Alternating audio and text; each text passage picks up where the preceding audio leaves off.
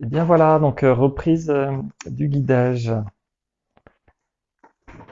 Ou cette, va dire, donc c'est le paragraphe suivant. Mon environnement, je l'ai dit, n'est pas celui d'une personnalité récemment morte, selon vos termes. Mais je décrirai plus loin ce que vous pouvez attendre des conditions qui sont celles de la mort. Donc effectivement, il y a un paragraphe où il va, un chapitre, excusez-moi, où il va parler vraiment de cet environnement immédiat auquel on a accès quand on meurt. Donc lui, voilà, il voulait juste repréciser qu'il n'était pas. Donc déjà, enfin, ça veut dire qu'il y a différents réalités, mondes non physiques. Donc c'est pas forcément l'image qu'on a au départ où on se dit bon bah voilà, il y a euh, notamment lié aux religions. Hein, il y a la réalité, on voit, point barre. Et puis on va ailleurs, voilà, le ciel, paradis, l'enfer, peu importe, donc quelque chose qu'on ne voit pas. Il y a en fait beaucoup, beaucoup, beaucoup de réalités. Et donc, Seth nous dit justement dans la phrase suivante, il existe une grande différence entre votre environnement et le mien. Vous devez matérialiser physiquement les actes mentaux. Juste à la fin de la séance précédente, j'indiquais justement qu'on a tout ce cheminement d'un concept pour qu'il soit visible, réel, concret dans notre environnement physique. Et bien voilà, lui dit que c'est une grande différence, en tout cas entre son environnement et le nôtre, c'est que nous, il y a ce phénomène de matérialisation. Et c'est pour cette raison-là notamment que l'on vient dans cette réalité pour expérimenter, parce que les réalisations se font lentement. C'est pas à chaque fois qu'on pense à quelque chose que ça apparaît. Hein, rendez-vous compte, si c'était le cas, ce serait vite le bazar. Il faut mettre une certaine intensité cumulée pour que petit à petit les objets apparaissent.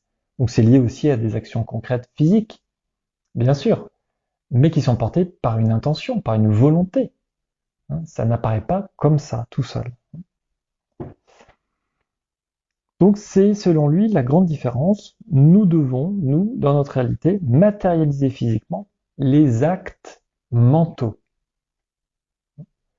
Et ça, c'est aussi quelque chose qui me semble nouveau. En tout cas, moi, quand j'ai lu ça au départ, voilà, c'était assez nouveau comme concept, cette notion d'actes mentaux. Euh, un acte, en général, la notion d'action, des actes, c'est quand même lié à quelque chose de physique, de visible, de concret, de palpable. Et bien là, il parle de choses qui sont au départ purement dans le cerveau, dans le mental. Et ce mental-là peut devenir visible.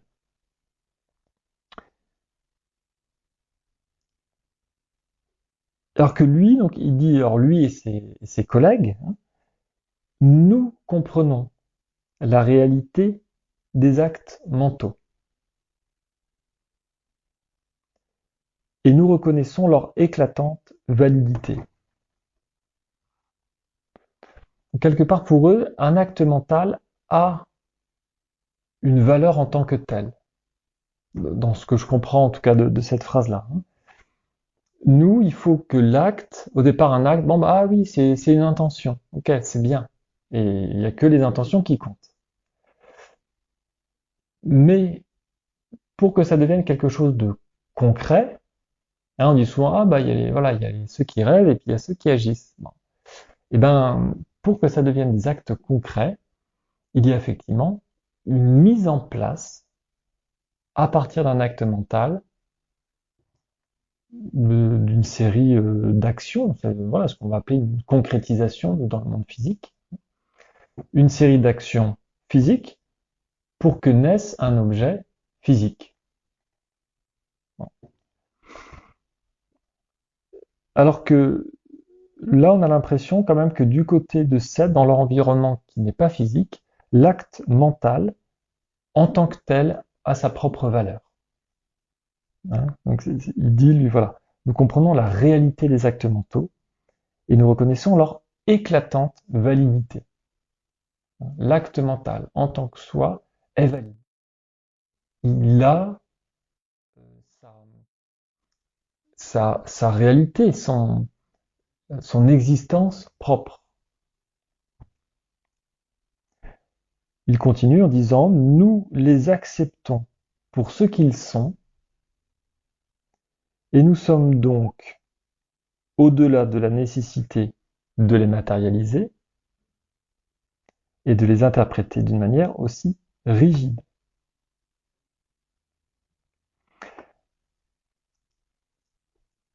Ce chapitre, je trouve, explique très bien justement je dirais la différence entre justement l'intention, l'idée, la conscience qu'il y a derrière toute chose que l'on voit autour de nous, et nous, ce que nous pouvons en percevoir. Avec le fait que eux, ils s'arrêtent aux actes mentaux. Ça leur suffit. Il y a toute la validité dedans. Hein. Nous les acceptons pour ce qu'ils sont et nous sommes au-delà de cette nécessité de matérialiser et de les interpréter d'une manière aussi rigide. Hein. Donc un acte mental reste quelque chose qui n'est pas forcément figé, mobile, mais qui a toute sa validité en tant que tel pour de son point de vue. Et alors que nous, oui, c'est pour ça, il y a quand même le mot de devoir, hein, alors que là, il disait, voilà, nous ne sommes pas dans la nécessité de les matérialiser, alors que nous devons matérialiser. Tant que ce n'est pas matérialisé, ça n'a pas vraiment de valeur dans notre réalité physique. Les actes mentaux restent des idées qui ne... Voilà, bon, c'est une idée en tant que telle, ça peut être un concept, mais ça devient uniquement utilisable et palpable et donc euh, ça gagne la valeur de cette réalité physique le jour où c'est concret, hein, où on a un objet en tout cas devant nous.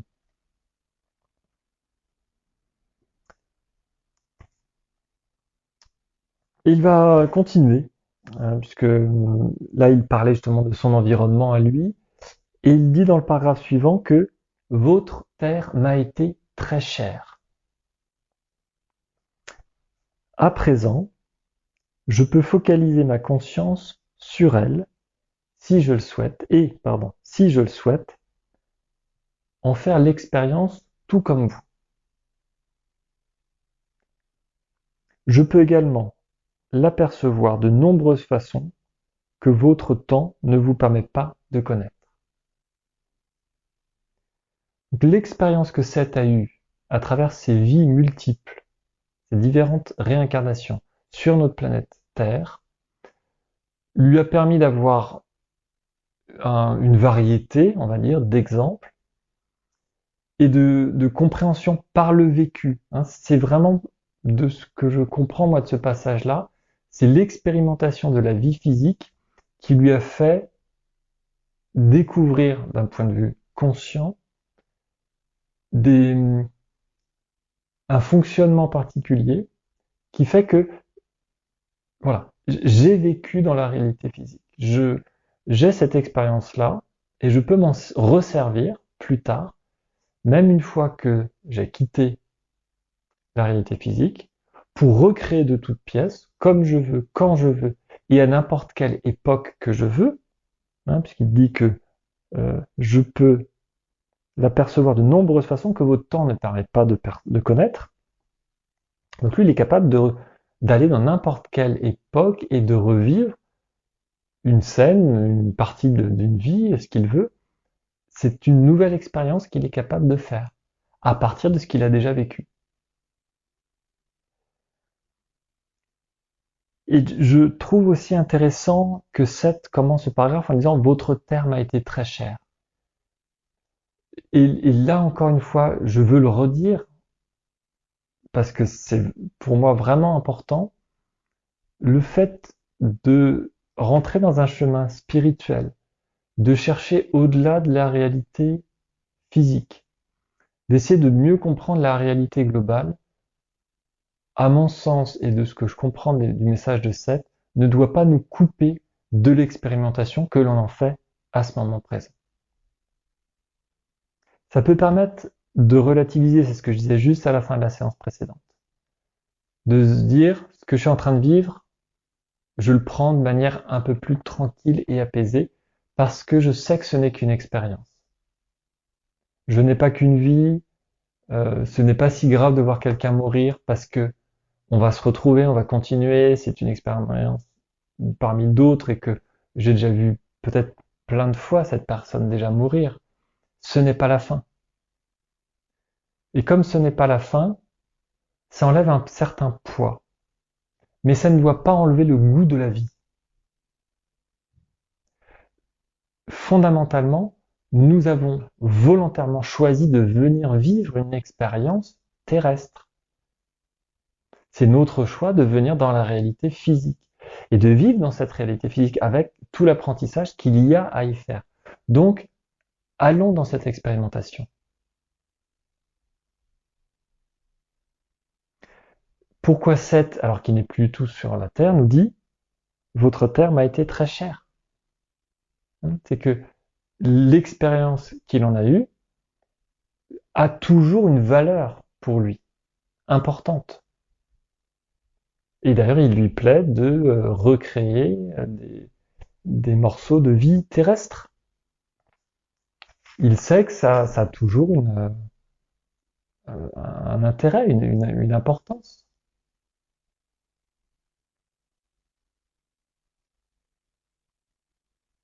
Donc, ça, c'est vraiment, je pense, quelque chose qui est important de se rappeler tout le temps de cette expérimentation dans laquelle nous sommes.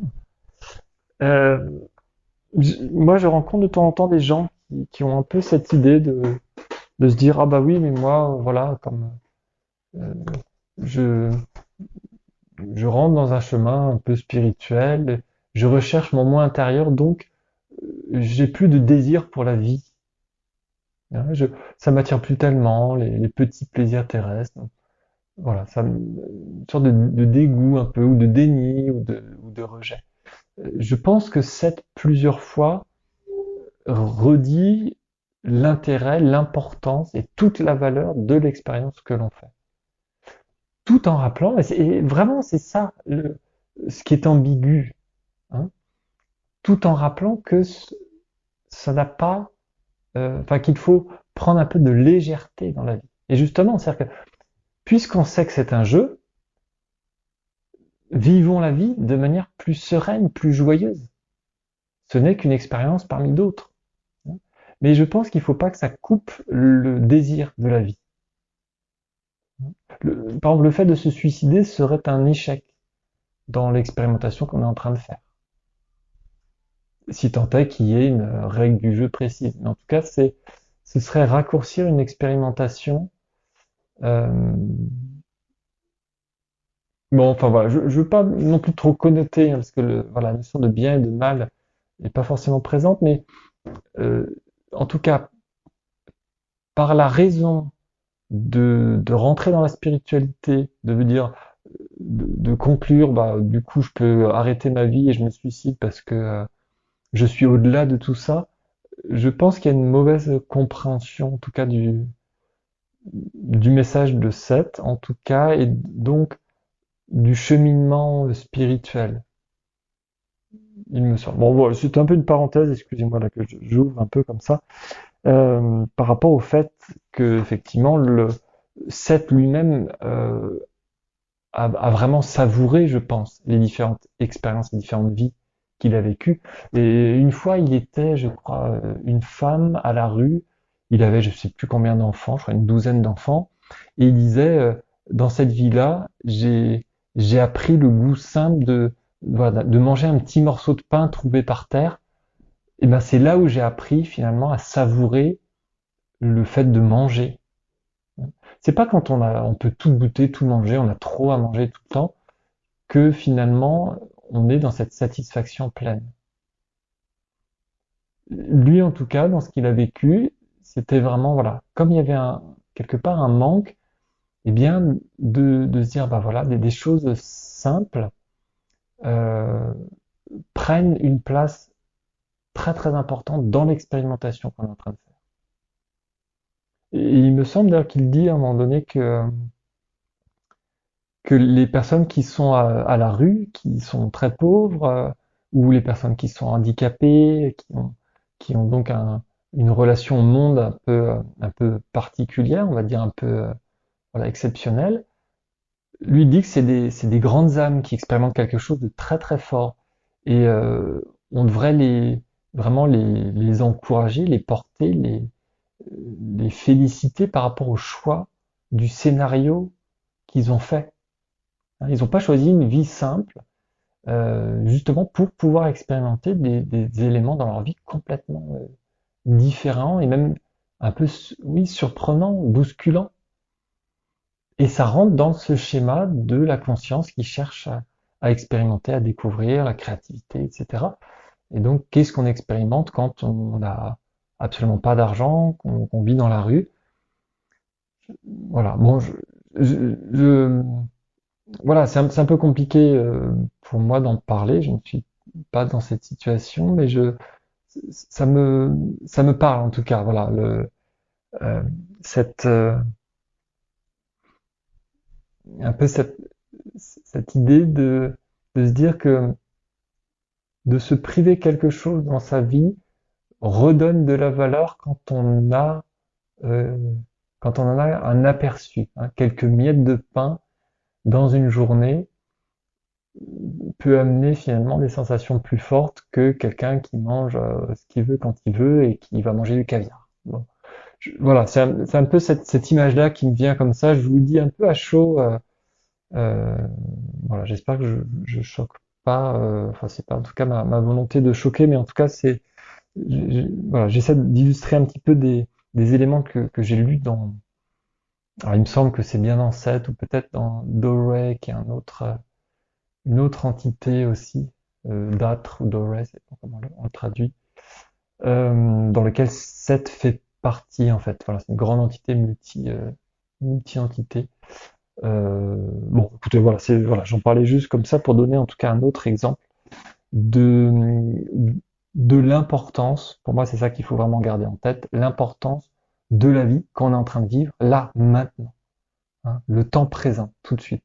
Savourons là, tout de suite, ce qu'on est en train d'expérimenter euh, avec avec cette simplicité finalement.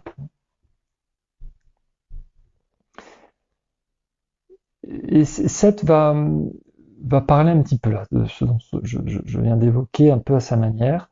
C'est le paragraphe suivant. Il dit, or, en lisant ce livre, en lisant, hein, donc c'est vraiment voilà, le lecteur, certains d'entre vous saisissent tout de suite, intuitivement, ce que je dis, car ils ont déjà le sentiment que leur expérience passe par des lentilles très déformantes, bien que figuratives et colorées.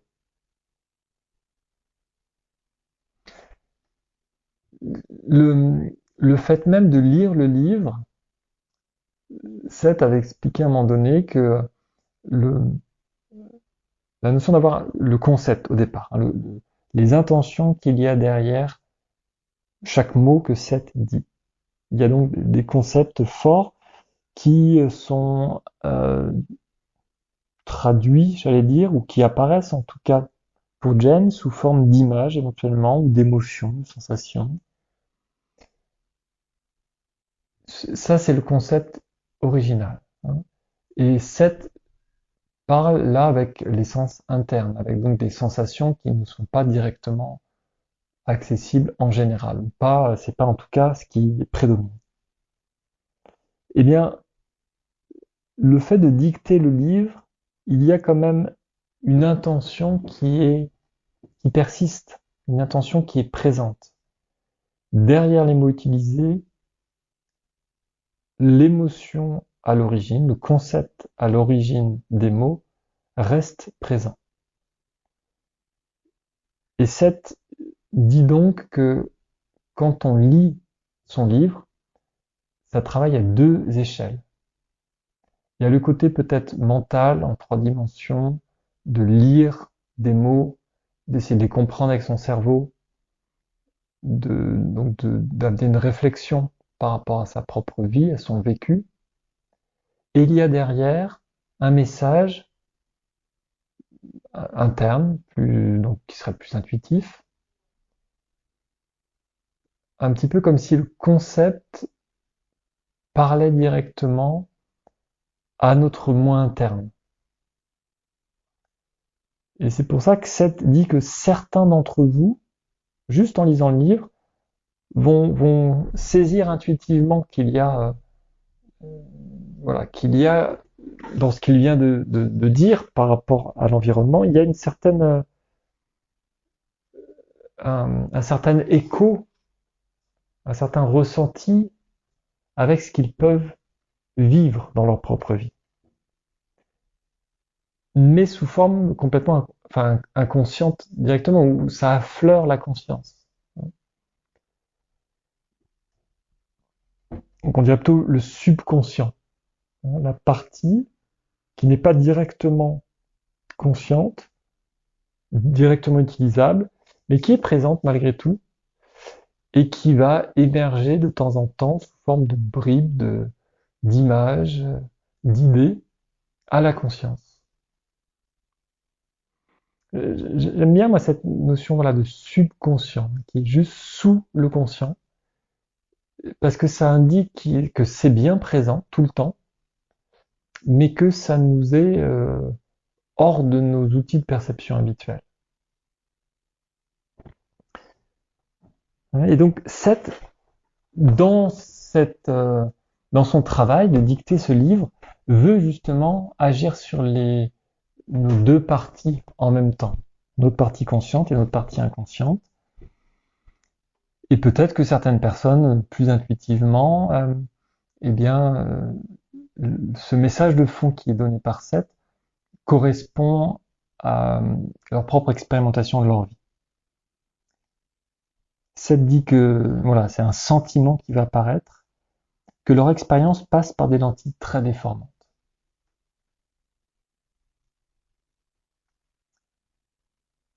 Et il continue en disant, il faut se rappeler aussi que si la réalité physique est, dans son sens large, une illusion, c'est une illusion causée par une réalité plus grande. La réalité physique vient d'une réalité plus grande.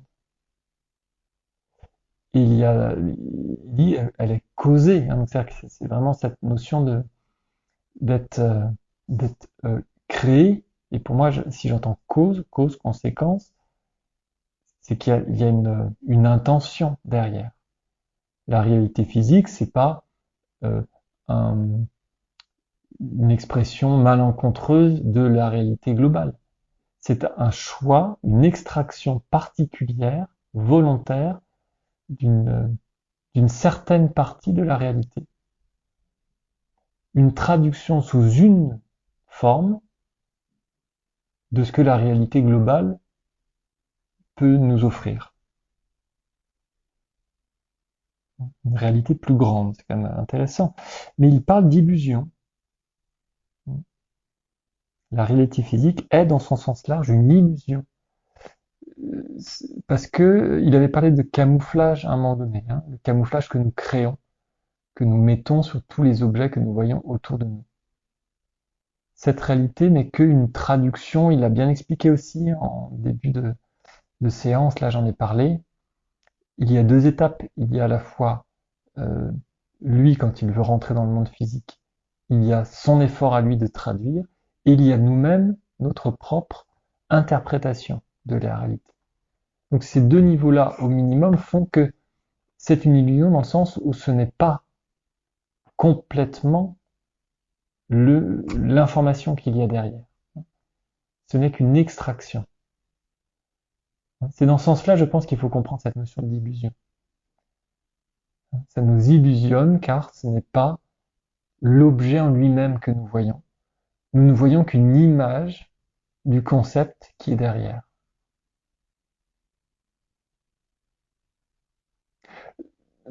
Un exemple, hein, bon, je pense que j'ai dû déjà le faire, mais c'est pas grave. Il y aura quand même pas mal de sessions, donc euh, voilà. Si vous n'écoutez pas toutes les sessions comme ça, vous aurez, je peux répéter différentes fois. Si je vous dis un arbre, eh bien, il me semble que chacun d'entre vous vient à l'instant de créer à sa manière un concept d'arbre. Et c'est une illusion. J'ai lancé un concept et vous avez vous-même de votre côté mis une image par-dessus. Alors peut-être d'autres sensations. Peut-être que ça a été un pain avec de la résine, avec une odeur, le contact des doigts qui collent sur la résine, ou le toucher particulier d'une écorce, d'une expérience que vous avez eue avec un certain arbre, la couleur du tronc, la couleur des feuilles, des épines, si c'est plutôt un pin ou un sapin, la forme globale de l'arbre, est-ce qu'il est taillé ou est-ce qu'il est naturel, est-ce qu'il est effectivement en pleine nature ou est-ce qu'il est en ville. Bon, oui, il y a 10 000 façons d'avoir une image d'un arbre. Dans ce sens-là, c'est une illusion. Vous venez de créer votre propre illusion, votre propre image, à partir d'un même concept. Et c'est en ça que la réalité physique est une illusion, de manière générale. Car tout ce que vous voyez, touchez, sentez, goûtez autour de vous, c'est vous qui le créez, avec vos sens, avec votre mental, avec votre mémoire en stock, avec ce que vous voulez y mettre. Nous percevons ce que nous voulons bien percevoir de la réalité physique. Et Seth termine justement son paragraphe en disant l'illusion elle-même a un but et une signification.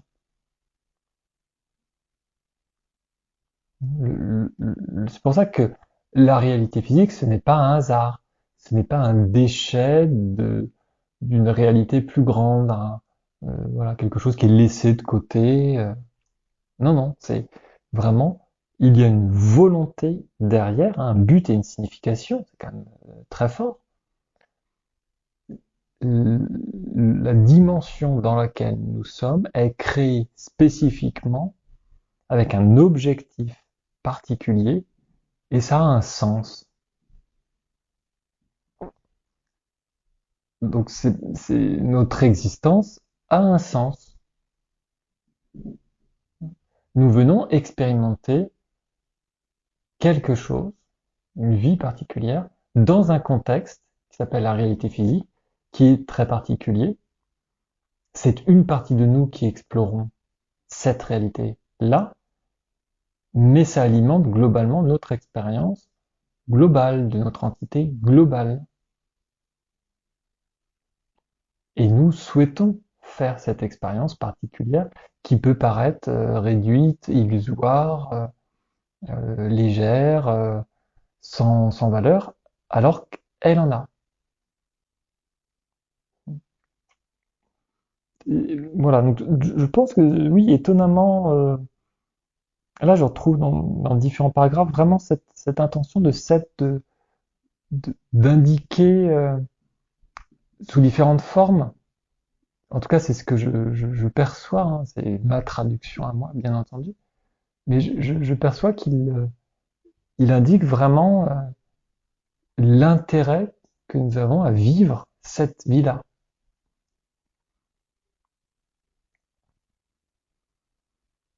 Et puis à ce moment-là, bah, il va faire une pause. Donc il indique, voilà, vous pouvez faire une pause. Il est 22h31 au moment de la transe là, de Jane. Donc Ouais, c'était quand même assez rapide. Ils ont dicté quasiment une page, là. Seth a dicté une page, quasiment en un quart d'heure. Et donc là, il y a le commentaire de Robert pendant la pause. À nouveau, Jane sort de transe rapidement, mais elle ne se souvient pas du tout du matériau. Sans attendre nécessairement une réponse ce soir, je pose une question qu'à mon avis Jane pourrait prendre en considération si elle écrit une introduction à ce livre. Serait-il possible qu'elle dicte l'ensemble du livre pour Seth en, mettons, un mois de session quotidienne, ou a-t-elle besoin d'une certaine somme de vie et d'expérience, étalée sur plusieurs mois peut-être, pour permettre au livre d'émerger? Hein, voilà, donc cette question de Robert par rapport au rythme auquel est dicté finalement ce livre, avec une question moi qui vient, je pense, de leur propre expérimentation, c'est que à plusieurs moments pendant les sessions, Seth utilisait directement les événements de la vie quotidienne de Jen et Robert. Ça pouvait être ce qui s'était passé dans la journée au travail, le manque d'inspiration pour la peinture de Robert, ou même sur des techniques de peinture. Il y a une histoire à un moment donné avec un arbre dans la rue, je sais plus s'il y a un éclair ou une tempête, et l'arbre tombe. Enfin, vous voyez, donc des événements comme ça où on se dit, bon, bah, voilà, c'est un peu anodin. Alors oui, ça peut paraître un peu, voilà, un peu exceptionnel. Mais des fois, ça va assez loin, hein. C'est-à-dire qu'à un moment donné, il y a eu une inondation dans la ville où ils sont. Ils habitaient à une époque dans un appartement, je sais plus si c'était au premier ou deuxième étage, je sais plus, enfin, ils sont pas au rez-de-chaussée en tout cas. Et il y a eu une inondation, et Seth leur a dit, mais vous pouvez rester chez vous si vous voulez, il n'y a pas besoin de quitter, parce que ça va pas monter jusqu'à votre appartement. Et ils sont restés.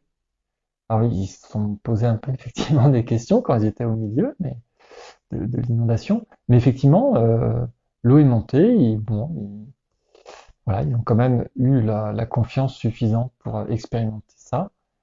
Et ils sont restés dans leur appartement et ils ont continué à vivre. Alors ils avaient prévu, bien sûr, voilà, de l'eau, de la nourriture, tout ce qu'il fallait, sans électricité, sans rien pendant plusieurs jours ou semaines, je sais plus, au total, le temps après que tout se remette en place.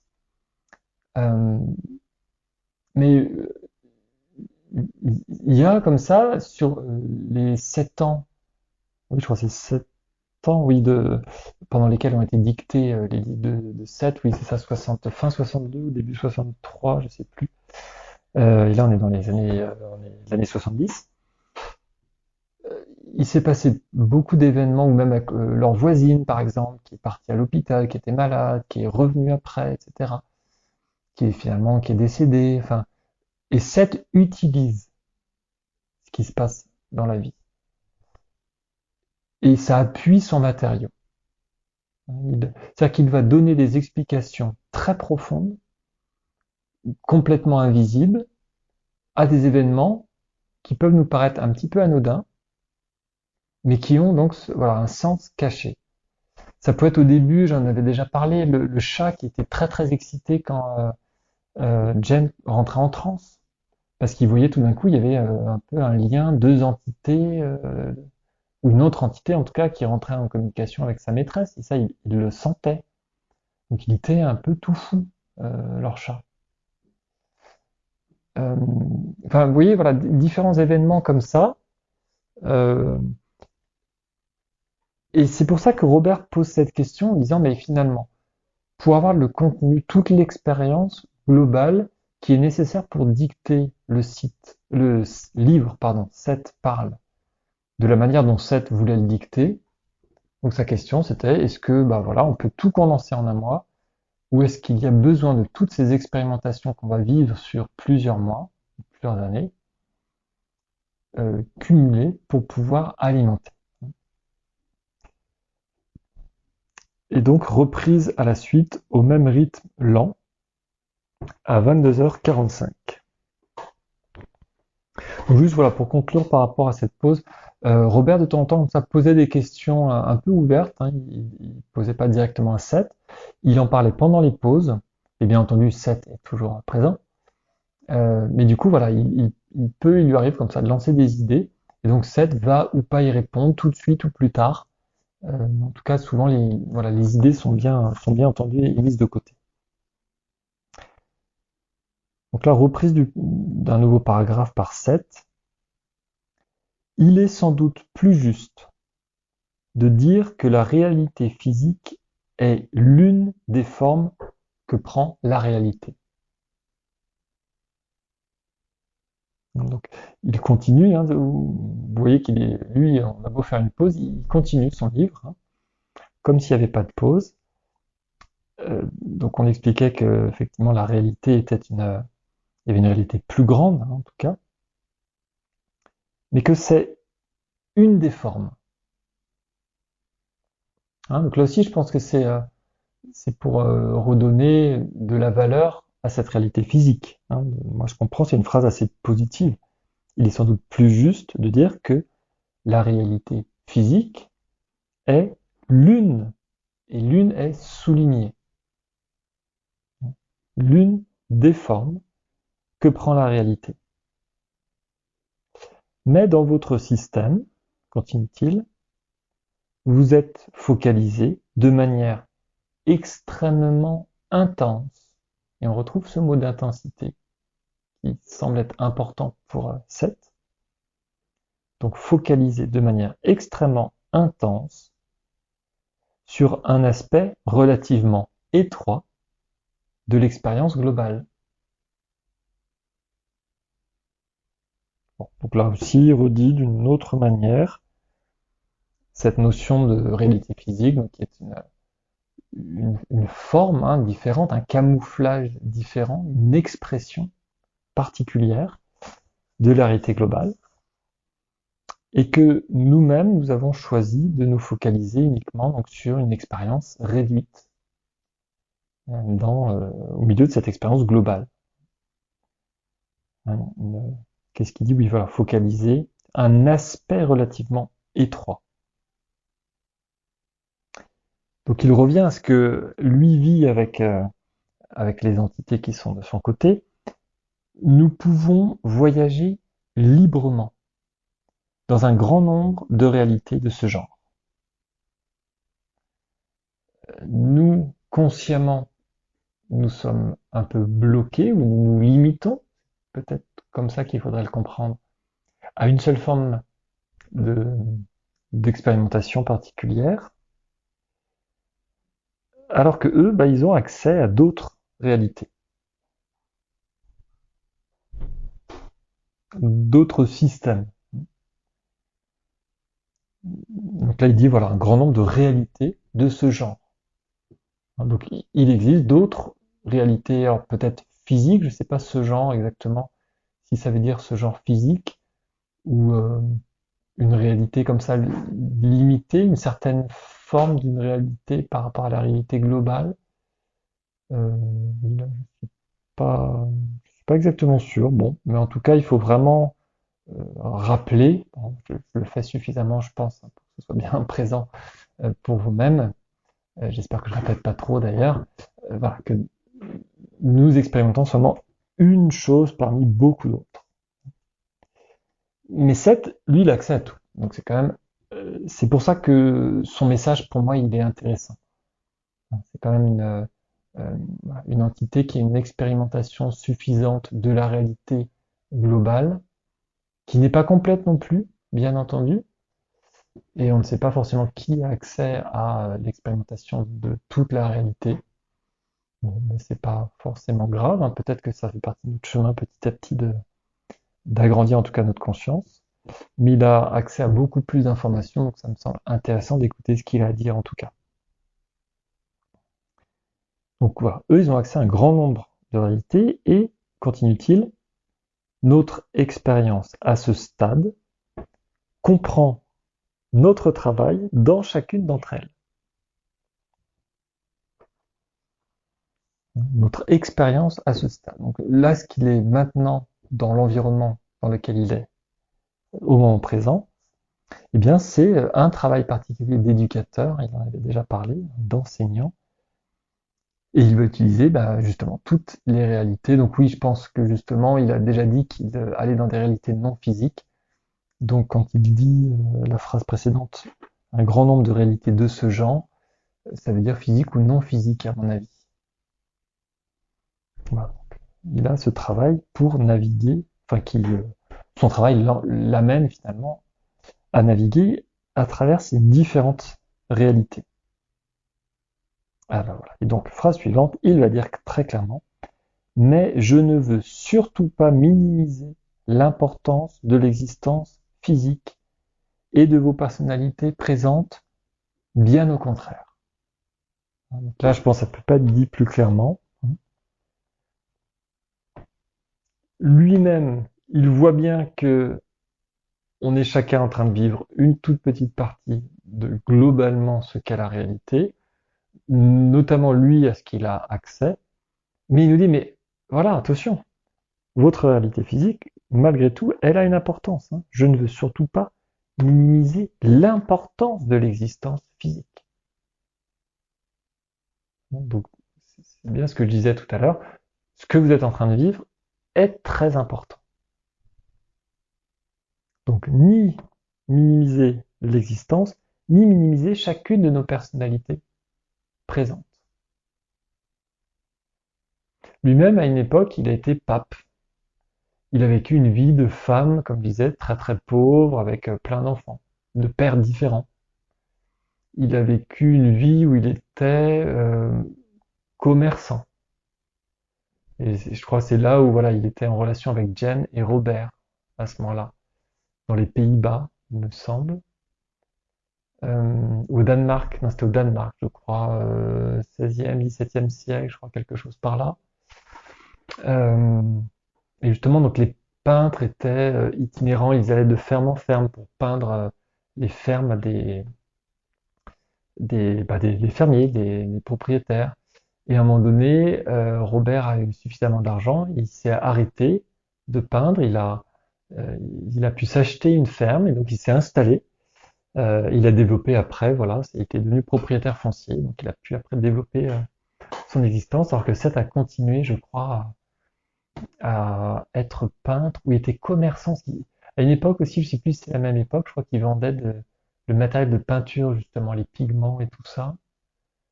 Je me souviens qu'à une époque aussi, il était commerçant. Enfin, voilà, vous voyez qu'il a eu différentes personnalités avec des choses très très variées. Euh, et voilà, lui, il arrive à la conclusion qu'il ne faut pas minimiser l'existence physique ou chacune de ses personnalités. Et il conclut même le paragraphe bien au contraire. Voilà. Ce que nous vivons est extrêmement important. Et le paragraphe suivant, je pense, va aller un peu plus loin dans l'explication, puisqu'il a dit, juste avant la pause, qu'il y a un but et une signification à cette réalité physique. Donc là, paragraphe suivant, il dit l'expérience en 3 dimensions est un lieu de formation inestimable. Hein, c'est quand même fort. Ça peut nous paraître étrange parce que avec notre propre expérience, on n'a pas l'impression forcément d'être en formation. On peut éventuellement, alors si on trouve que la vie est compliquée, dire bah voilà, ouf, c'est un peu dur, plus tard ce sera mieux, ou bon bah voilà, la vie est dure, c'est comme ça, il faut lutter. Euh, ou si la vie est facile, bon ben voilà, c'est un jeu, c'est aisé. Mais est-ce qu'on peut se dire qu'on est en train d'apprendre quelque chose? On est en train de se former, mais de se former à quoi? Ça paraît étonnant quand on est dans la vie. Donc lui, il commence ce paragraphe en disant l'expérience en 3 dimensions est un lieu de formation inestimable. Inestimable, c'est quand même assez fort, quand même, je trouve. Hein. Pour moi, c'est voilà, qui veut dire qui n'a pas de, qui est au-delà de toute valeur qu'on peut donner. On ne peut pas estimer la valeur propre de ce qu'on est en train de vivre.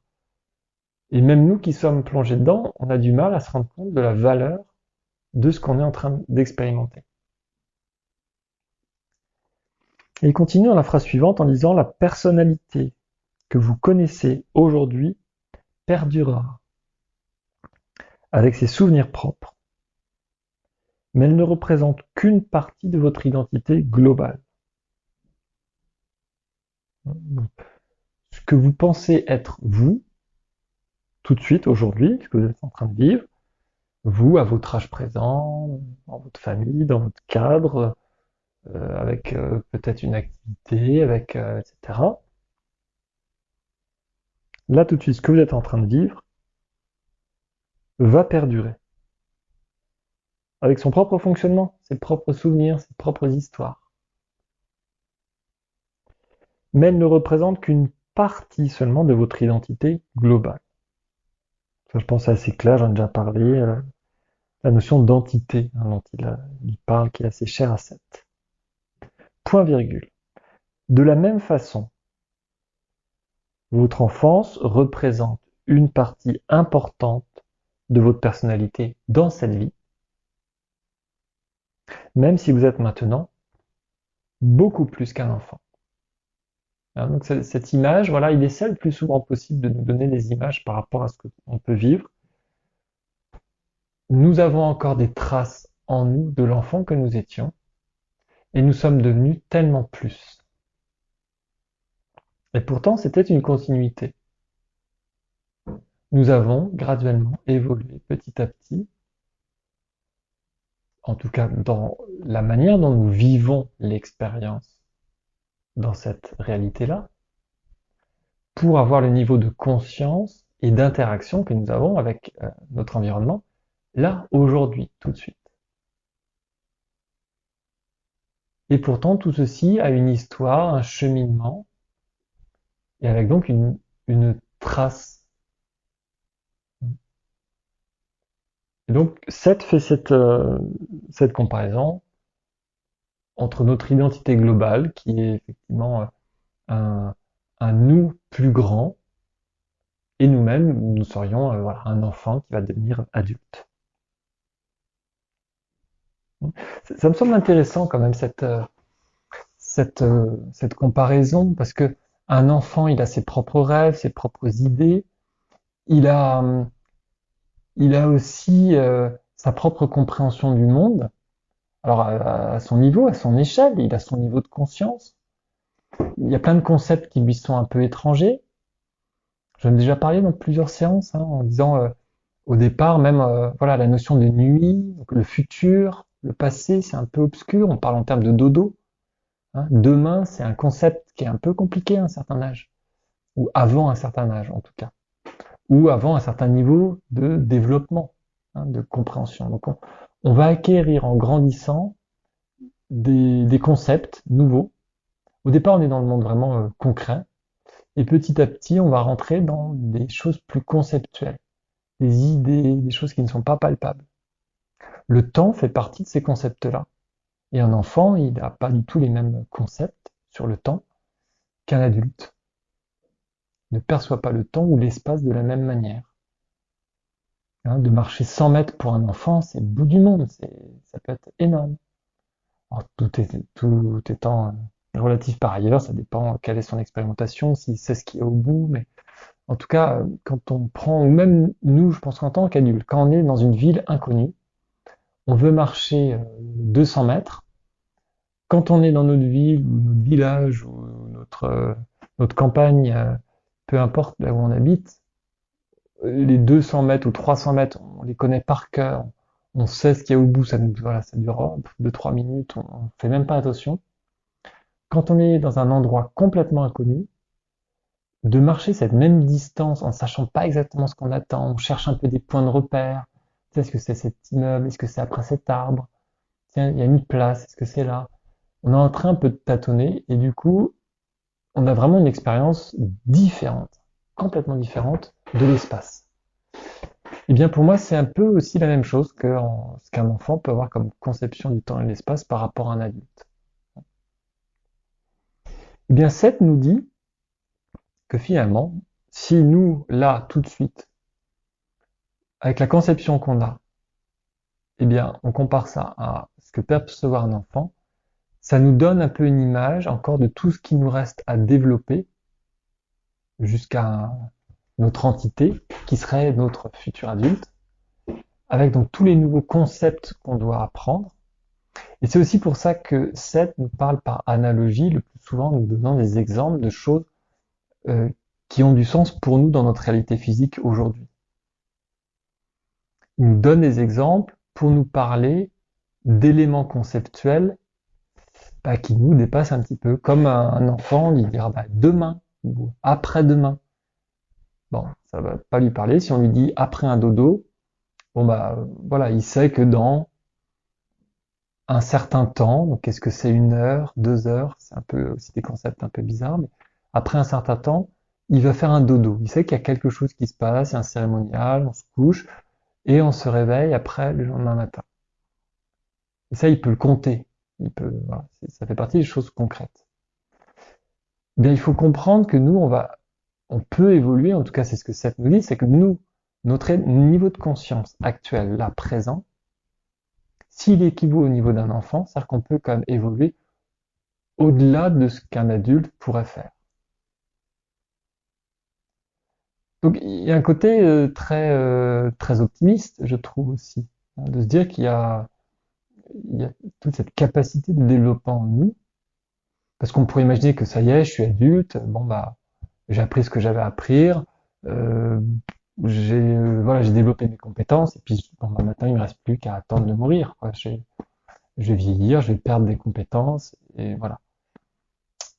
Ça, c'est uniquement si on regarde à l'échelle de notre vie, de notre personnalité. Et Seth a expliqué aussi à un moment donné que quand on perd peut-être effectivement des capacités physiques, on va gagner en échange des capacités mentales, spirituelles. On est plus posé, on peut se concentrer plus longtemps, on est attiré par d'autres choses, on va peut-être plus dans les rêves, on a accès à une certaine forme de réalité peut-être qui sort un peu de la réalité physique et qui nous donne accès à une réalité plus large. Eh bien, ça fait partie du cheminement vers notre entité ou vers peut-être la fin de notre personnalité. Mais voilà. Donc, fermer un chapitre pour en ouvrir un nouveau. C'est une transition. Donc, juste pour se dire qu'il y a en nous une capacité de développement qui est, à mon avis, beaucoup plus importante que ce qu'on pourrait imaginer spontanément. Et c'est en tout cas ce que je comprends dans cette analogie qu'il met entre voilà, l'enfance et notre âge adulte. Il explique d'ailleurs un peu plus dans le paragraphe suivant. Il dit vous continuerez à grandir et à vous développer et vous prendrez conscience d'autres environnements, tout comme vous avez quitté la maison de votre enfance. Vous voyez, voilà, avec les mots de Seth, voilà, c'est dit autrement, ce que je viens d'essayer de vous expliquer. Mais enfin voilà, je pense que sa phrase effectivement se suffit à elle-même. Hein. Grandir et développer, en tout cas. Et on va prendre conscience. Hein, cette notion de prendre conscience, moi, elle m'est assez chère parce qu'on voit que ça relie à cette notion hein, de conscience qui se développe. Prendre conscience, pour moi, c'est des petites étapes où la conscience s'ouvre à des nouveaux possibles. Et comme on s'ouvre à des nouveaux possibles, eh bien, la réalité nous apparaît d'autres manières. C'est comme si ça se complétait, c'est un peu les pièces d'un puzzle, en tout cas. Et il poursuit dans la phrase suivante en disant « Mais les environnements ne sont pas des choses objectives. » Il souligne le mot « chose ». Les environnements ne sont pas des choses objectives, un conglomérat d'objets existant indépendamment de vous. Donc il redit encore une nouvelle fois, dans la phrase suivante, « Au contraire, vous les formez. » Nous formons notre environnement. C'est bien ce que Seth nous dit depuis le début du livre. Vous formez votre propre réalité. Donc, au contraire, vous les formez, hein, tous les objets, tout ce qu'il y a autour de nous. Ils sont littéralement une extension de vous-même. C'est vraiment très très concret et précis. Tout ce que vous voyez autour de vous est une extension de vous-même. Ce sont des actes mentaux matérialisés qui partent de votre conscience et s'étendent vers l'extérieur. Donc là, plusieurs concepts intéressants que l'on retrouve. La notion d'extension de vous-même, que nos sens ne sont pas des capteurs, mais sont finalement des émetteurs de ce qui se passe autour de nous. Il utilise aussi à nouveau le mot d'actes mentaux, qui est utilisé, alors c'était peut-être j'en ai peut-être parlé dans la séance précédente. Les actes mentaux, oui, voilà, c'était la page 73. Donc les actes mentaux matérialisés, hein, puisqu'il expliquait justement dans la séance précédente, il avait dit que lui il disait qu'on était obligé de matérialiser les actes mentaux. Hein, ça faisait partie de notre fonctionnement dans cette réalité physique, alors que lui, de son côté, il avait dit que l'acte mental en tant que tel suffisait, il avait sa propre valeur. Donc, tout ce que l'on voit autour de nous, ce sont des actes mentaux qui sont déjà matérialisés. On le comprend nettement quand ce sont des objets fabriqués par l'être humain, mais la nature, les arbres, tout également, hein. Les nuages, le ciel, la terre, tout est un acte mental, une projection de nous-mêmes. Et dernier concept intéressant à la fin de ce paragraphe, c'est la direction. Il dit régulièrement ça part de l'intérieur et ça va vers l'extérieur. Et donc là, il disait, ces actes mentaux, ils partent de votre conscience et s'étendent vers l'extérieur. Vraiment pour confirmer s'il y avait besoin que nous ne sommes pas là pour capter et recevoir des images, des photons, je sais pas exactement, voilà, ce que nos yeux perçoivent. On a l'impression que c'est le monde extérieur qui s'impose à nous et que nous sommes là pour capter ce qui se passe autour de nous. Étonnamment, par rapport à l'expérience qu'on peut en avoir et ce que les scientifiques nous expliquent du fonctionnement de notre corps, étonnamment, 7 nous dit l'inverse. Tout part d'un acte mental de notre conscience qui se matérialise vers l'extérieur, tout autour de nous.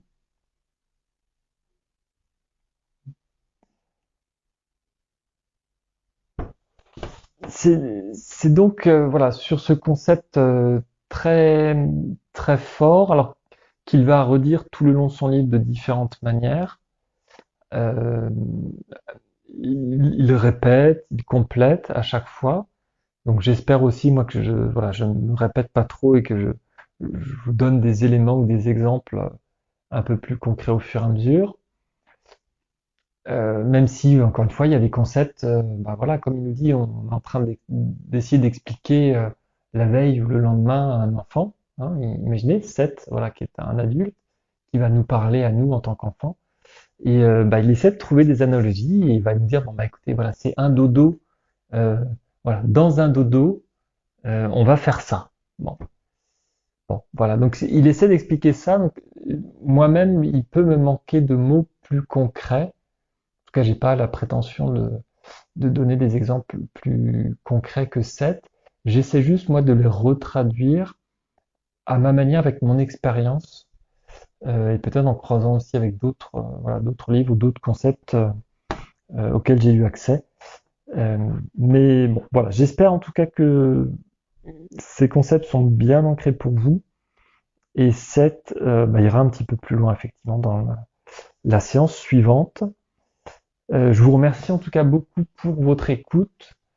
On arrive à la fin de cette séance pour aujourd'hui.